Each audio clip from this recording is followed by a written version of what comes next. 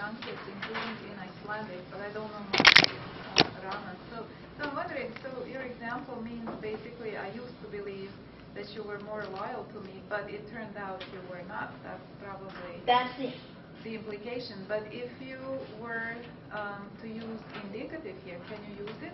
In Old French, you can use it. Would it then mean that I used to believe it and it turned out and it turned out to be true? Yeah. So that's the basic. Old French is far more flexible than modern French. Right. So that's It's a much more fluid category.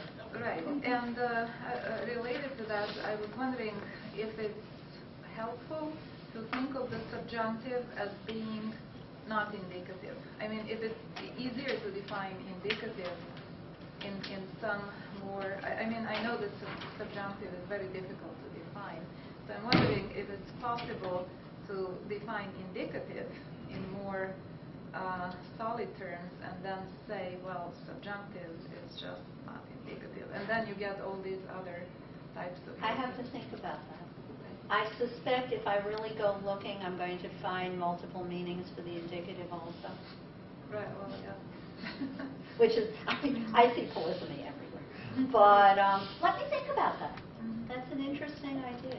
And I have a paper coming out in a book of chapters on Old French that Deborah Arteaga is editing, in which I review all the various ways in which people have tried to define, capture the French subjunctive.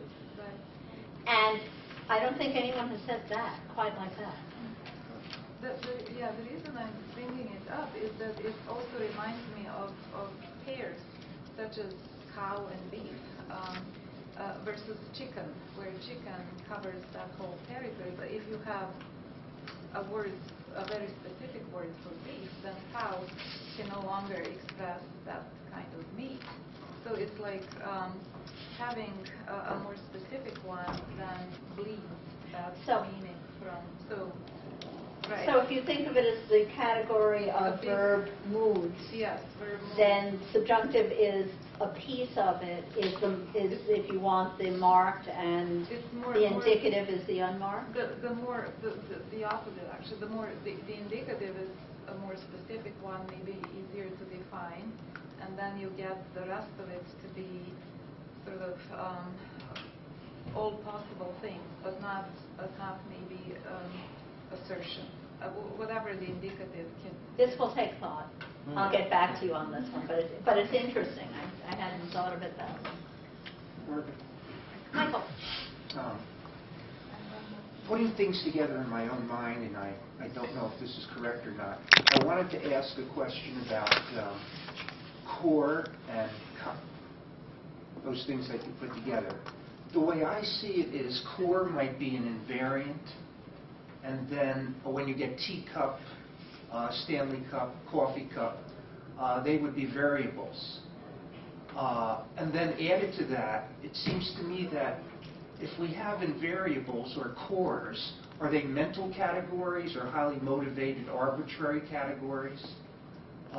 Would there be a difference in the naturalness of a core term as opposed to its variables like coffee and tea and Stanley?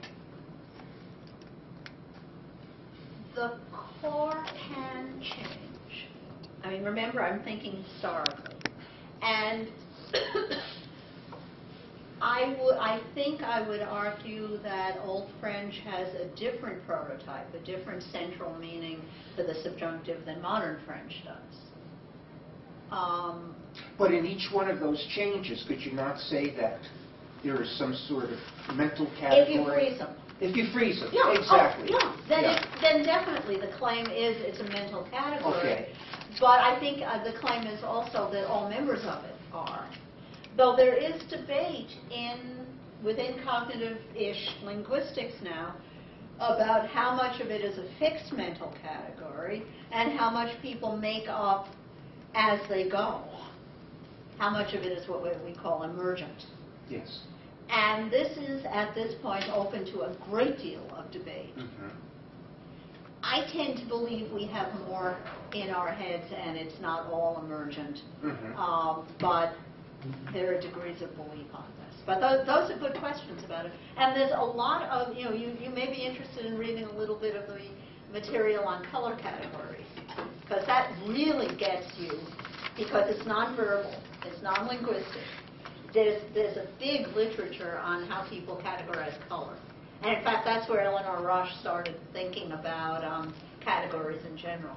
I think Helmslab and Grimas have a chart where they show that, some people see some colors, other people see different colors, and when they're looking at perhaps the same one, they're divided by a distinction of another color. The most painful book review I ever had to write, because I promised to write it, was on categorization of colors in Mesoamerican Native Indian languages. There also becomes a dense meaning and not an articulated meaning when the boundaries are not well defined. Yes, yes. It's the way you cut up That's right. whatever is out there. Segmentation of meaning, basically. Well, the claim is, in cognitive linguistics, that's how the human mind works, and therefore pretty much everything is has the possibility for some fluidity. And it can take different forms. I mean, there are fuzzy categories, to use another term, and there are also categories where, things like indicative and subjunctive, nicely controlled for a verb like to be, where the forms are very clear. You have people who are fuzzy within themselves. It's not overall because the language is hesitating, but individual users are hesitating, and that's often an indication the change is going to happen, but not always. There are some that just stay imprecise. Unsure people hesitate. Do I use the subjunctive or the indicative after? I can't think of a particularly fraught trigger at this point, but